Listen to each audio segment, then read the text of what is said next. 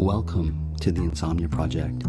Sit back, relax, and listen as we have a conversation about the mundane, the ordinary, some would even say, maybe the boring. One thing that we can promise is that our conversation will be less than fascinating so that you can feel free to just drift off. Thank you for joining us. We hope you will, in fact, listen and sleep. I'm your host, Marco Timpano, and we are really enjoying the ratings and the comments we're getting on iTunes. So please, if you're a fan, rate us. Tell us what you think on iTunes, or just send us an email. You can also tweet us at Listen and Sleep. Wow, I think I went through everything you could do, but I want to welcome our guest, Connie Ianello, to the Insomnia Project. Connie, welcome. Yeah, thank you for having me. Connie and I were just enjoying some drinks on our patio, and Nitty's like, let's record a podcast. And I said, for sure. And I had just made you a muddled drink. Mm-hmm. Tell us about the drink you're having, Connie. I'm having a Hendrick's gin with a smashed or spanked, what is that there? Mint. Yes. And muddled cucumber. That's right. And we were talking. It's perfect. Oh, I'm glad you're enjoying it. And there's a little bit of soda in that, actually. Oh, there is. Okay. And for those of us, or for those who are listening who aren't sure what muddled is, it's where you take it kind of looks like a little bat, a wooden stick. You could use actually the end of what do you call those things that you stir cake mix with? Spatula. Like a spatula. You know how they're kind of bulbous at the end? Mm-hmm. You take that and you sort of mash whatever you're going to muddle. In this case, I muddled cucumber. But for example, if you're making, are you familiar with mojitos? Yes. If you are making a mojito, you would muddle the lime and the mint that goes in that. Mm-hmm. And it's delicious. I had a lot of mojitos in Cuba. Oh, so you've been to Cuba. Mm-hmm. Tell me about what makes Cuba unique. Well, that was I've only been once. Okay. Have you been to Cuba? I haven't, but I really want to go, and I'll tell you why. What's interesting about Cuba and us being Canadians is that Canadians could travel to Cuba, whereas Americans couldn't. Now, that's currently changing as they're opening up travel to Cuba. But for the longest time, Canadians would travel to Cuba and come back. Mm-hmm. When you go on vacation, what's the first thing you do? I hit the beach. Really? Well, if it's a beach, an island, I hit the beach. Well, yeah, I hit the beach and make a drink, and I hit the beach. And that's pretty much what I do. That's the first thing that I do after getting into the hotel. Sure. Yeah, I hit the beach.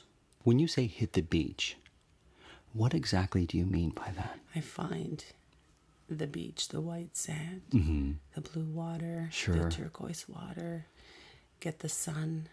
So I can just lay on the beach, let the sun hit my skin. Are you a strong swimmer? No. No. No. I kind of wade in the water and I tread water and I dunk my head, but I love the water, but yeah, I'm not a strong swimmer. Are you a strong swimmer? I'm not a strong swimmer at all. Actually, Amanda's a very strong swimmer. But it sounds like you're a strong swimmer if you dunk your head in and you wade and you tread water. Is that a strong swimmer? I'm stronger than me. Stronger than me. Doing a couple of laps and being okay. Not breathless. Did you ever take swimming lessons? Yeah, I had to. Okay. At high school. Oh, in high school you did? It. Oh, you did? See, I totally hated it. I took swimming lessons, and the funny thing was, I never got past what they called pollywogs. You know, when I was taking swimming lessons, they had categories, and it was like pollywog, baby frog, what was the other one? Like little fish or something. So your parents actually put you in swimming lessons? Yes, they did. And I one of the things I had to do to pass was I had to dive off a diving board. And I'm scared of heights, so I got to the edge of the diving board and I just couldn't do it. Are you? Have you ever dove? Have you ever dove off a diving board? Is that the correct? Yeah. Yeah, I think that's the correct. Okay. Ever dove off a diving board? Yeah, that sounds right. And have you? Yeah, but I don't like it. Oh, you don't? No, I do those like hyperextended back arches, and I flop into the water. Like cannonball? So I taught myself how to. I taught myself how to dive. I was one of those kids that would sit at the edge of the pool and plug their nose and then fall into the water that way. Sure. Did that for a little while, and then I would graduate by not plugging my nose in and still sitting at the edge of the water and plugging in, and then getting up and plugging in my nose, and then So that was graduated. Yeah, I taught myself, but the diving board never. Yeah, I would always hyperextend and flop. It's not easy. It's not easy. The diving board is not easy. And you know, it's interesting because when you watch divers on the Olympics and stuff, and especially synchronized divers, have you ever seen synchronized? Beautiful. It's so beautiful, but so beautiful. You know, the margin of error there is very small because one person's out of sync, and then sometimes you see them and they actually will do a flop, and I feel so bad for them because you know these are professionals who have trained and who can execute that, but on the day something happens, right? Now, clearly, I'm no diving expert, but you know when you watch sports and you're like, all of a sudden you become an armchair expert. Has that ever happened to you? Yeah, totally. Did you see the whole? Did you watch the Olympics? I watched a bit. Yeah. Wasn't it amazing? What's your favorite Olympic sport? I like the track. Okay. Oh, you have a special reason to like the track, don't you? Yeah. Tell us about that. So my daughter's brother is Andre. You're gonna have to Grasse. you're gonna have to be a little bit specific because some of our listeners are not Canadian, but would know Andre de Grasse. Andre de Grasse is the Canadian phenom. He won bronze in the 100. He won, I think, silver in the 200 and bronze in the relay. And this is his first Olympics. He's 21. And we all are in love with him. He did so well. He was amazing. He was kind of Canada's sweetheart because it was him and Usain Bolt were like... Did you watch the way they were with each other? Like Usain Bolt. Did you see that caption of... there was a comic thing on Facebook with Batman and Robin. Did you see that? No, I didn't, but please tell us. Usain Bolt had the mask of Batman. And Andre had the mask of Robin. And so that moment when they were smiling at each other, and it's like I forget the caption, but it's a Batman and Robin. It's so hilarious, and it was beautiful. You know what was beautiful about that moment, or about watching them run, was clearly skilled athletes, clearly people who have trained. But the beautiful moment was when the run was over, and the smiles they gave each other and the hugs they gave each other. Here's two competitors who also enjoy competing with each other. And you don't always see that in sports. Oftentimes there's a rivalry, in particular with track. But how much more watchable was it when there's a camaraderie? It's so much more special or more entertaining. Without a doubt. Right? Without a doubt. It really brought a lot of people to watch, I think, those races because of that relationship. Well, Usain Bolt, I mean, he's amazing. Of course. Like spectacular. But right? that's not... That relationship, the way it developed, and the media, the way they coined it, bromance. Bromance, sure. Now, did you ever think that Andre would go on to become an Olympian and win medals for... It happened so fast. We're all in shock. Tell me about it. Well, it just happened so fast. Next thing, Andre has, he's been part of our family. He's come to birthday parties. Of course. And he's come to Dante's communion. Sure. Dante being your daughter? Yeah, sorry. Right, Dante's my daughter. And Alex, Dante's father, that's the relationship. They have the same father. Of course. He basically said to me, hey, Andre is, he's at UCLA. He got a scholarship for running. I'm like, oh, really? He started running because he started running at 17. Right. and then he just was Is- offered a Isn't scholarship to that a go to the little University of California, like Southern California. Right. At 18 or 19, 18 he was.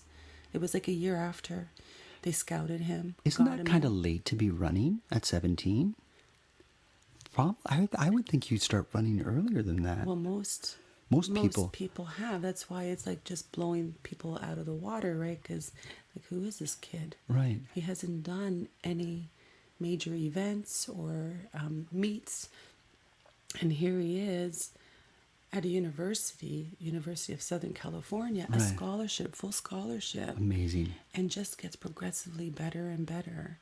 And I was like, Alex was telling me and letting, just saying, hey, he's doing this, and he came, what was he? He came third in world championships just before the Pan Am Games. Sure. And then he went to I'm like, what's going on? It was just one after the other after the other. And we're just sitting there going, this is unbelievable. Now, let me ask you this. So, when you're watching a sporting event, in particular the Olympics, one roots for an Olympian that represents their nation. And I know what that feels like, because watching, whether it be the Summer Olympics or the Winter Olympics, you watch your countrymen compete and you hope that they do well, and you watch with anticipation, and when you know that they have a chance, you watch with excitement and you cheer and you yell at the screen and you're joyous. And that's just watching someone who's representing your country. What's it like watching someone compete? Marco, that's a good question. Like, what was that like? Because I almost threw up. Really? I puked almost a couple of times. Really? Just Honestly. because you were... Yeah, I couldn't handle it. I was so nervous. Right. I was so nervous for Andre. Sure. Just, during the Olympics, it was the 100s, the qualifying race. Mm-hmm. So it was the qualifying that had the qualifying that got me like... Ooh. really nervous. Yeah. Sure. Even though his times were really good, and the likelihood of him advancing to the finals just based on his time was more probable than not. Sure. Anything can happen, right? Of course. You could lose a shoe. Anything. You could slip, you could trip, you could, So I honestly, both Dante and I, we were watching with, the hands over our eyes. So kind of like masked with your hands in front of your face. And I got kind of sick. Okay. The first race, I just got overly emotional, right? Sure. It's just hoping and praying that everything worked out okay, right? And then he did, and it was so exciting. Of course. Just so exciting. Unbelievable. And he's pretty level-headed. Well, he's still level-headed. Like, he's a level-headed guy, eh? Like, it hasn't, made his head too big. Sure. Like, he's still really humble. He really has become Canada's sweetheart after the Olympics. You have to admit, Taste the Mediterranean at Whole Foods Market with a vibrant selection that captures the flavors of the region. Shop coastal favorites like responsibly farmed whole bronzini and jumbo white shrimp, and pair them with specialty pastas, robust olive oils, and aromatic sauces directly sourced from the Mediterranean. Want a fast and easy dinner? Grab refreshing Greek salads and tortellini from the prepared foods department. Taste the Mediterranean now at Whole Foods Market. The whole nation just fell in love with him, and he does seem so. Yeah, he does seem so humble and lovely, kind of like you, Connie. Humble and lovely. All right, so going away from the Olympics, what sports were you or are you good at?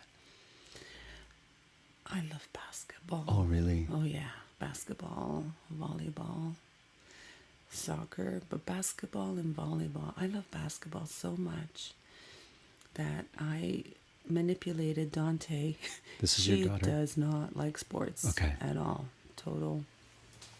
She's a dancer. Okay. But my heart's in sports. Okay. And so I've learned I accept Dante. It took me a while. Sure.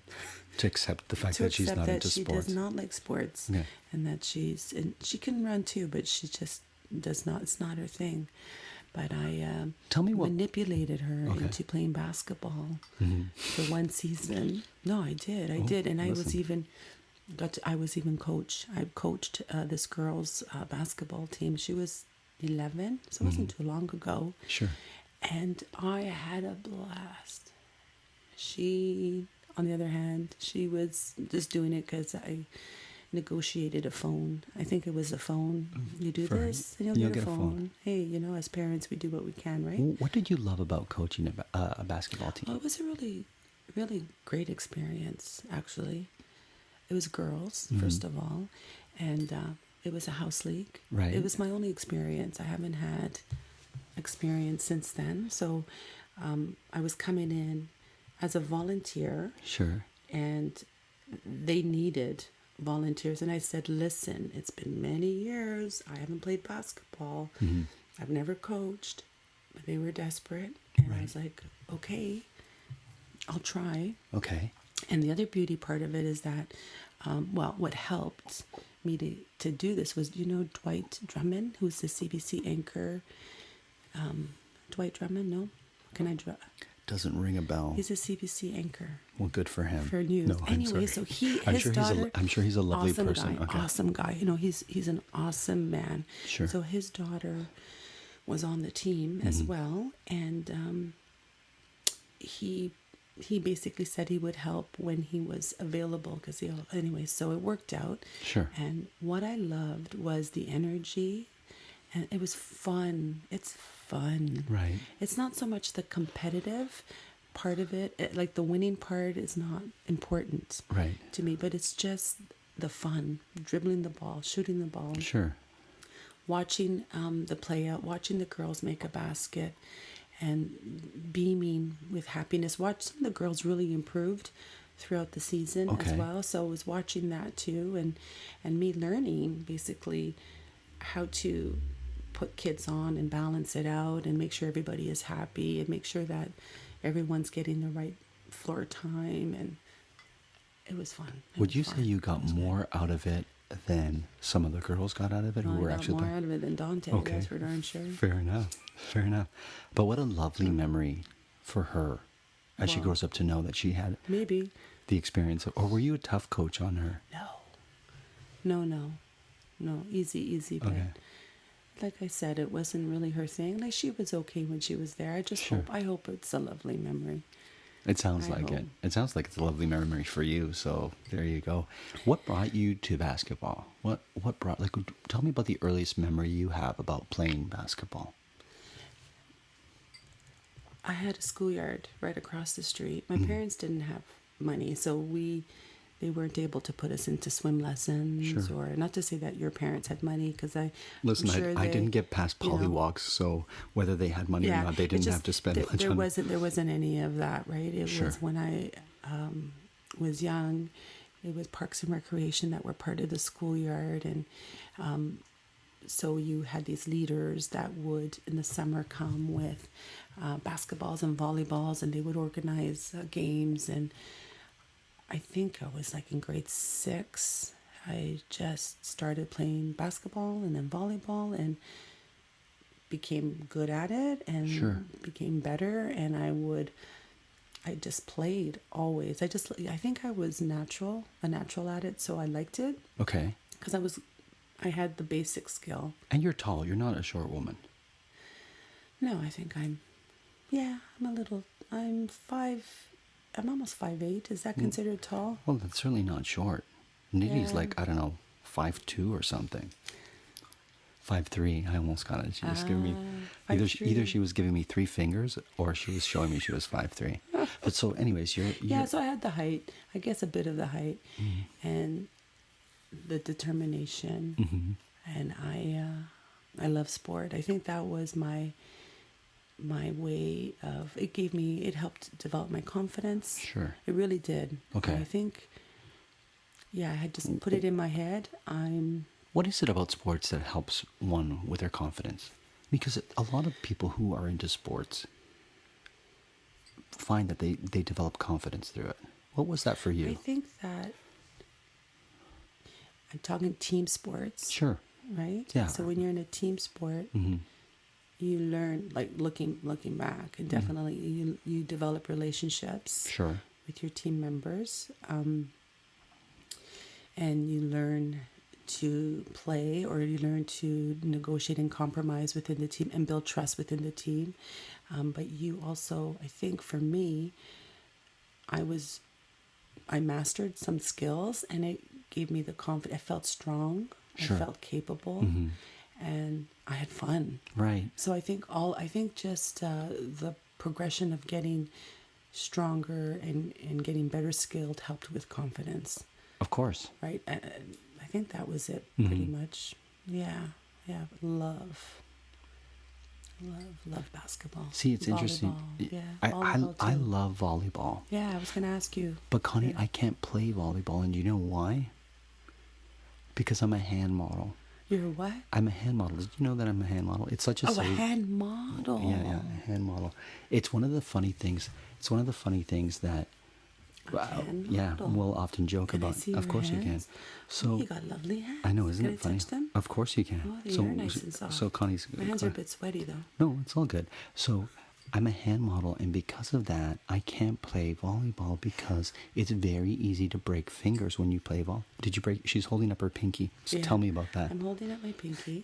I can see it has a little bit of a bump here. There's a bit of a bump in the middle because I broke it about 3 times. It's not a very pretty pinky, I have to say. You broke it 3 times. Well, I'm not a hand model. No, so I look clearly, at the hand. It's clearly, not as pretty as yours. I can see that. Those are basketball playing hands. So tell me about your pinky. So I'd like a few times. Same injury, the ball landing straight on the pinky, right directly on, right, and it broke the pinky, and I would tape the fingers and continue playing, and the pinky, so easy to break. The fingers are so easy to break. Of course. So it's a wise thing, Marco, that you didn't play. I know. So now I can't play a sport that I love, or I can, but then I lose possible work through injury. So it's kind of this double-edged sword. What to do? I love it. Do you model your feet too? No, or is it just your hands? It's so interesting that you should ask that, Connie, because I once spoke to a body parts agent, so someone who looks at different body parts to represent for print work or for film or for television.